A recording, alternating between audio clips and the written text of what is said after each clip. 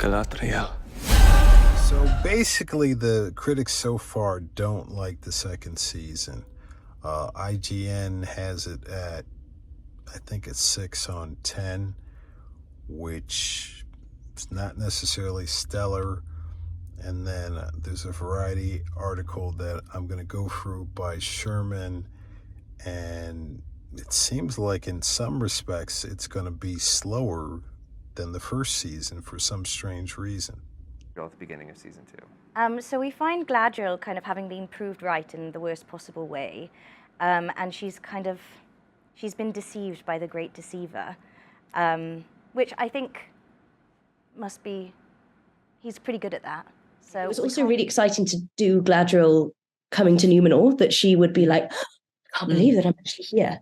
Even someone as powerful as her, that was something that kind of surprises her and awes her. Here's a quote from the article.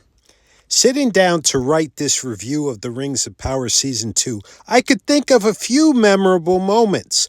A swarm of butterflies coalesces into a humanoid figure. A choir of singers communes with the earth in a gorgeous harmony. A horde of spiders closes in on a helpless prisoner, their lair so fetid you can practically smell it. And I quote, "What I cannot think of are any characters I particularly care about or any emotions I felt as they traversed Middle-earth.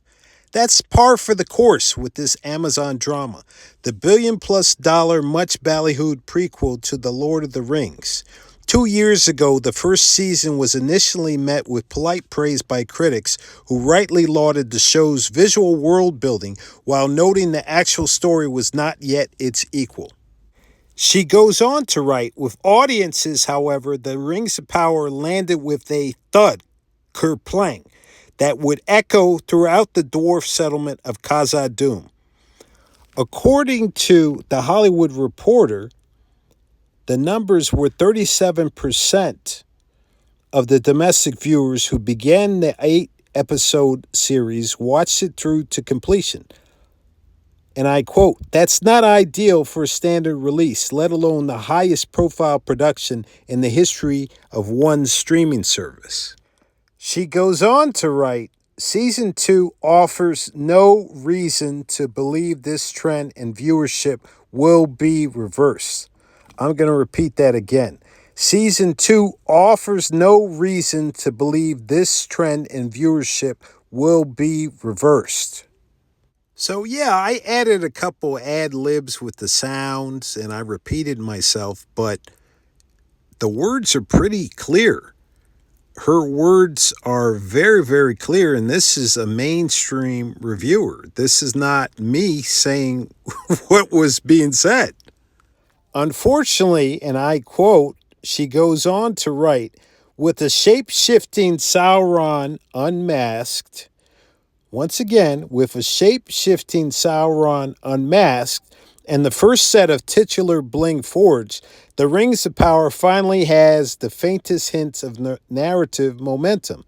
But the second installment of the show, as gorgeous yet flat as a kitchen backsplash, has the same problems as the first, minus much confidence these issues will ever go away. Which really sort of like is pretty negative. I don't know.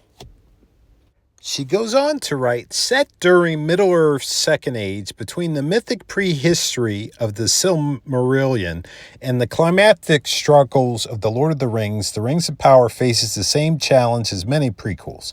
Even the greenest of fantasy neophytes are aware that Elf Galadriel, Morvief Clark, will fail to stop Sauron Charlie Vickers from creating the One Ring and establish a base of power in Mordor, and that when human warrior Isildur, Maxim Baldry, cuts the ring from Sauron's hand, it kills the villain's corporeal form, but not his powerful influence. There's an avid yet limited core of fans excited to see Isildur's hometown of Numenor, an advanced but soon-to-be fallen human city, or nomadic pre-Shire hobbits, then known as Harfoots.